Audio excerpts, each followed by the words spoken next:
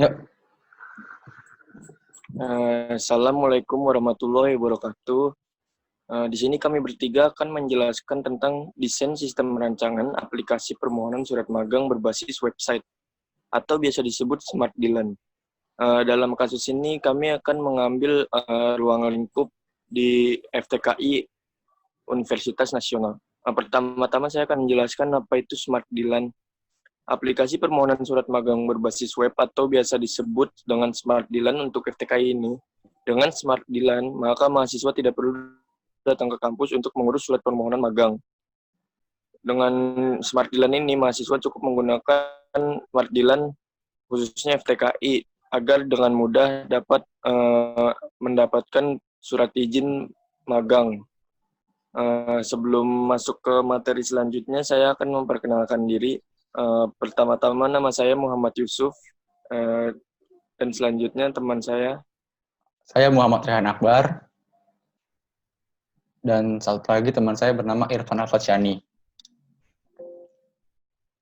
Selanjutnya saya akan membacakan yang pertama yaitu bab 1 atau studi literaturnya.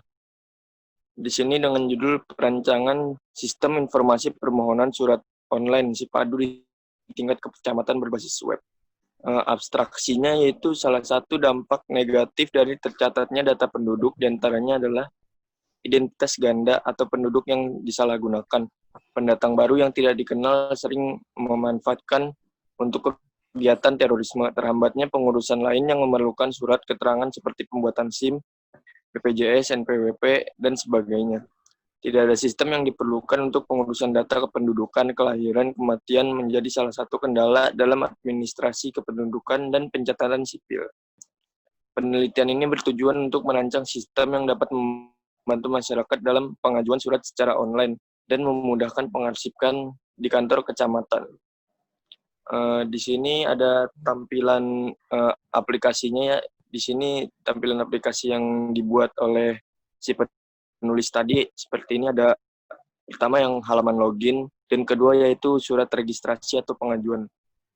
Kelebihan dari studi literatur atau jurnal yang pertama ini yaitu terdapat kontrol akses yang user friendly karena tampilannya yang tidak membingungkan pengguna, dan juga terdapat diagram flowchart dalam pembuatan alur sistem. Kekurangannya di sini aspek keamanan yang belum dibahas ya, mengingat keamanan itu sangat penting bagi sebuah sistem. Selanjutnya itu ada studi literatur yang kedua, yaitu sistem informasi surat menyurat untuk mahasiswa berbasis web. Studi kasus ini dibuat di jurusan Teknik Informatika Universitas Negeri Surabaya. Abstraksinya yaitu perkembangan dan pemanfaatan teknologi informasi berbasis web saat ini memerlukan semakin meluas di segala bidang, yaitu untuk mempermudah kinerja dalam kegiatan sehari-hari, termasuk dalam pengolahan data surat masuk dan surat keluar. Proses pembuatan surat menyurat dilakukan di dalam fakultas melalui suatu komputer. Kekurangan dari proses pembuatan surat menyurat ini diantaranya adalah mahasiswa harus mengantri dahulu dalam pembuatan surat, informasi permintaan, dan tanda tangan yang kurang jelas. Waktu yang dibutuhkan cukup lama. Pencatatan data agenda surat masuk dan keluar masih dilakukan dengan manual, dan pihak jurusan tidak dapat melihat dan tidak mengetahui siapa saja mahasiswa yang melakukan pembuatan surat. Sistem informasi surat menyurat ini dilakukan oleh sebuah sistem yang dapat mengelola pembuatan surat menyurat untuk mahasiswa, untuk pengarsipan surat, pengelolaan data mahasiswa dan petugas TU, dan mengetahui hubungan instansi dengan fakultas lain. Sistem informasi ini dirancang dengan menggunakan PHP dan MySQL.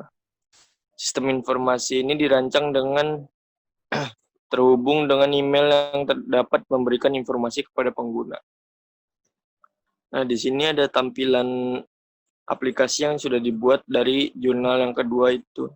Yang pertama ada halaman pengajuan surat dan ada seperti data adminnya. Kelebihan dari studi literatur yang kedua ini yaitu flowchart yang sistematis.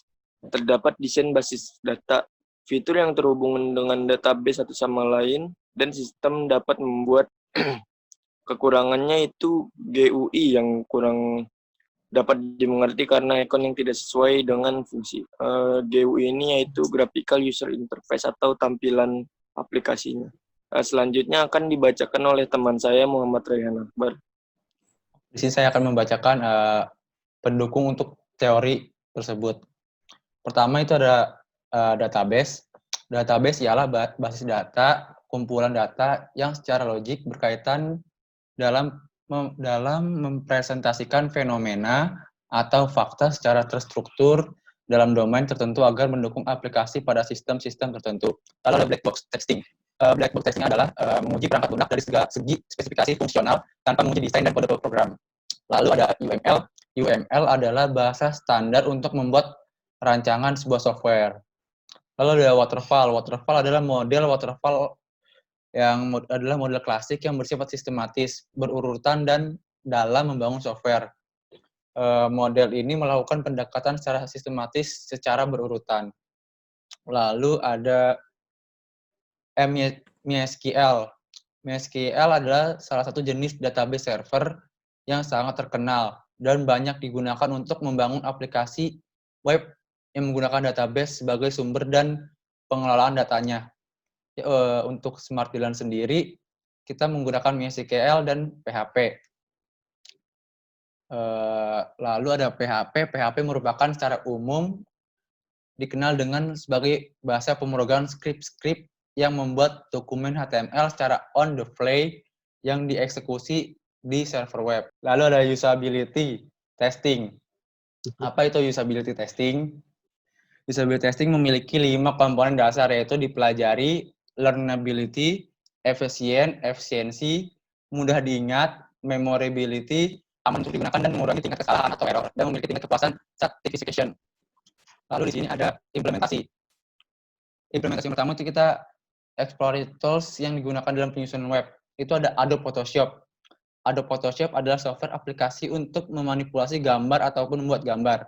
Dengan Adobe Image Ready, gambar yang sudah ada bisa dibuat untuk keperluan web, misalnya menjadi rollover, logo untuk web, atau background web, dan animasi GIF.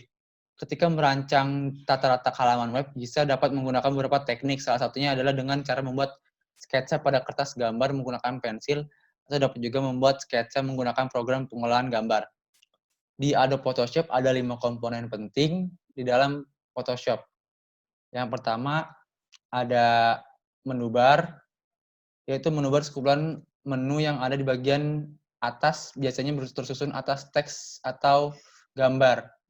Lalu ada option bar, terletak di bawah menu bar, berisi berbagai tentang tools yang digunakan. Lalu ada toolbox, secara default terletak di sebelah kiri workspace, berisi kumpulan shortcut. Lalu ada palettes, dikatakan palette karena setiap masing-masing panel memiliki berbagai informasi atau tentang file yang sedang diolah. Lalu ada dokumen window. Setiap dokumen baru yang dibuka maka disusun dalam dokumen window. Lalu di sini ada komponen yang dalam penyusunan webnya ada XAMPP. XAMPP atau MySQL ini adalah sebuah database open source populer dunia, penggunanya sebagai database ini sampai mana? Bahkan programmer populer seperti PHP, Java, dan Java adalah umum. PHP ini juga terdapat secara default pada XAMPP. Bisa sih. Ya Allah. Not responding, Cup.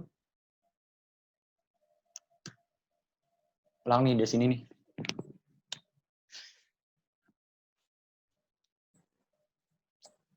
MySQL adalah sebuah database open source populer dunia. Penggunanya sebagai database, bahkan programmer populer seperti PHP dan Java adalah umum.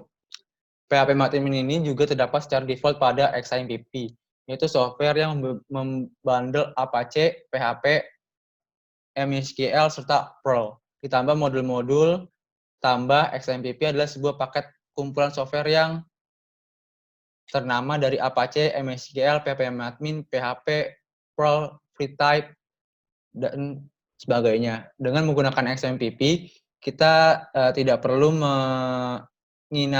menginstalisasi aplikasi-aplikasi tersebut satu persatu. paket aplikasi perlu diekstrak dan diinstal terlebih dahulu dengan memilih exam sesuai dengan hostnya. Kepanjangan exam sendiri itu adalah X itu multi-platform, bisa di Windows, Linux, macOS maupun Solaris. Lalu ada Apache HTTP server, lalu M itu artinya MySQL database server, dan P itu artinya PHP scripting language, dan P yang satunya lagi adalah Perl scripting language. Lalu selanjutnya ada Sublime Text. Sublime Text adalah text editor berbasis Python, sebuah text editor yang elegan, kaya fitur, cross-platform, mudah dan simple, yang cukup terkenal di kalangan developer pengembang, penulis, dan desainer. Di sini ada komponen-komponen penting dari Sublime, yaitu ada multiple selection. Multiple selection itu mempunyai fungsi untuk membuat perubahan pada sebuah kode pada waktu yang sama dan dalam baris yang berbeda. Lalu ada comment palette. Comment palette ini mempunyai fungsi yang berguna untuk mengakses file shortcut dengan mudah. Untuk mencari file tersebut, kita dapat tekan Ctrl Shift plus P. Lalu ada Find in Project. Fitur ini kita dapat mencari dan membuka file dalam sebuah project dengan cepat dan mudah. Lalu ada Distraction Free Mode. Fitur ini mempunyai fungsi untuk merubah tampilan layar menjadi penuh dengan menekan Shift plus F11. Lalu ada Drag and Drop. Drag and Drop ini dalam text editor ini, pengguna dapat menyeret dan melepas file teks ke dalam editor yang akan membuka tab baru secara otomatis. Lalu ada plugin API Switch. Sublime Text mempunyai keunggulan dengan plugin yang berbasis Python plugin API. Lalu selanjutnya di sini ada desain sistem aplikasi dari Smartdilan. Pertama ada halaman login admin. Pada halaman login admin ini terdapat logo Universitas Nasional serta form untuk input username dan password yang sudah dibuat dalam database sebelumnya.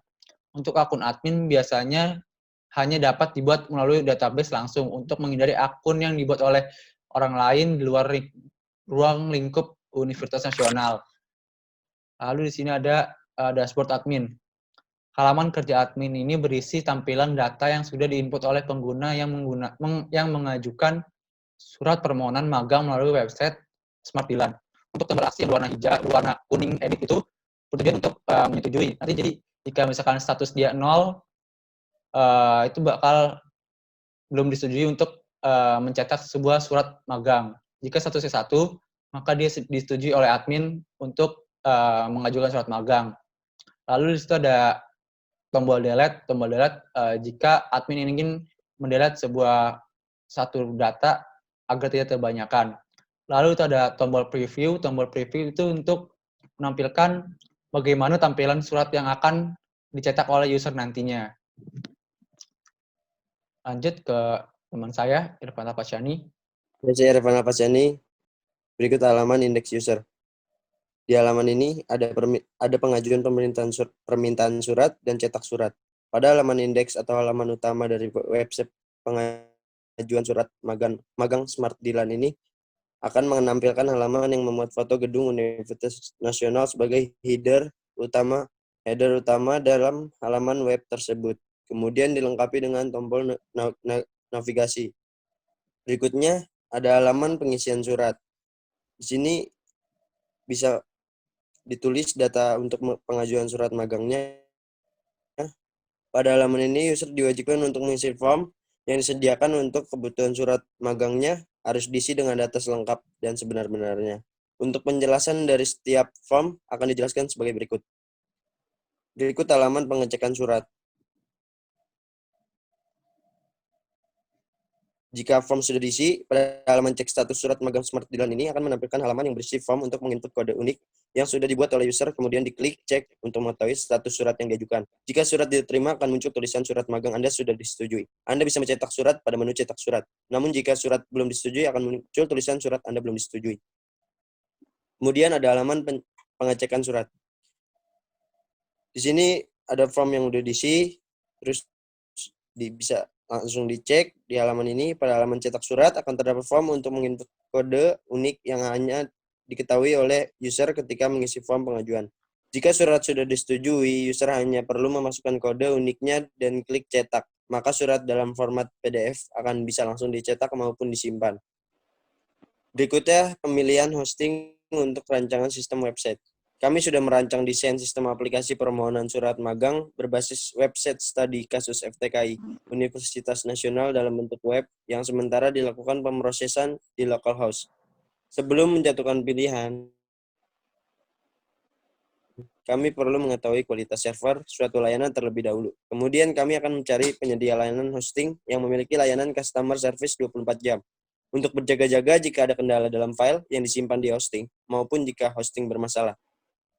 Berikut kesimpulannya, desain rancangan aplikasi permohonan surat magang berbasis website untuk FTKI Universitas Nasional yang diajukan oleh Muhammad Yusuf, Muhammad Rehat Akbar, serta Irfan Al-Fatsani masih bersifat prototype atau bersifat dapat berubah dengan berjalannya penyusunan sistem yang dinamis.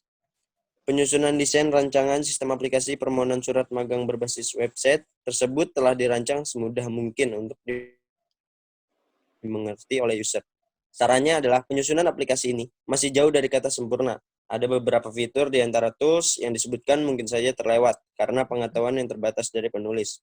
Maka dari itu, apabila ada saran atau masukan dari pembaca akan diterima dengan senang hati demi tercapainya tujuan pembuatan aplikasi pengajuan surat magang berbasis web ini. Terima kasih, kurang lebihnya saya mohon maaf. Sekian dari kelompok saya. Assalamualaikum warahmatullahi wabarakatuh. Sebelumnya saya akan menjelaskan website Smart Dilan ini yang sudah kami pasangkan hostingnya di hosting gratis. Jadi bentuknya seperti ini. Dan ini website Smart Dilan yang sudah kami pasangkan hosting di 00 web host. Itu adalah penyedia web hosting yang gratis. Bisa lihat di sini kita pengajuan surat.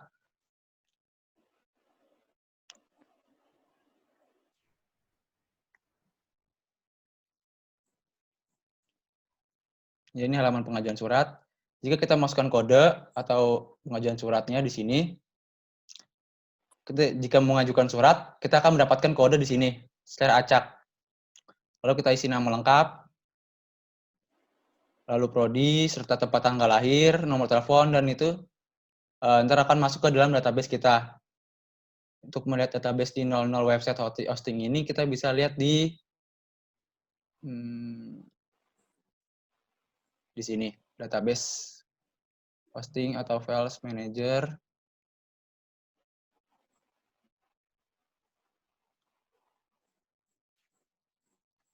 Nah, untuk melihat penggunaan dari website kita, bisa lihat di sini, dashboard.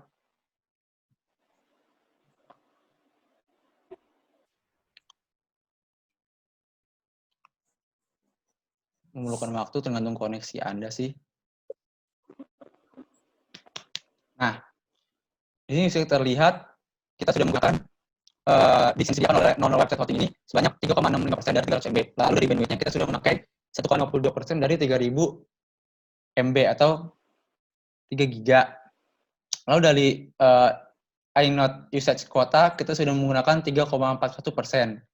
Lalu dari SendMail kuota itu sebanyak kali 20 kali kirim email. Kita belum menggunakannya sama sekali karena di Smart Dilan kita belum mengaktifkan tools untuk mengirim email ke mahasiswa yang mendaftar. Lalu kalau untuk tampilan dari adminnya sendiri, ini kita ngepost namanya file-file website Smart Dilan ke dalam web hosting ini. Di sini ada admin, halaman indeks ada di sebelah sini.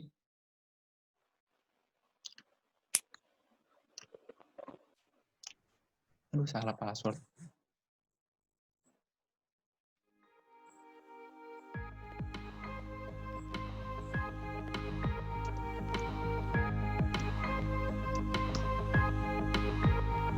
Saya lupa passwordnya. Sampai sini aja. Sekian. Wassalamualaikum warahmatullahi wabarakatuh.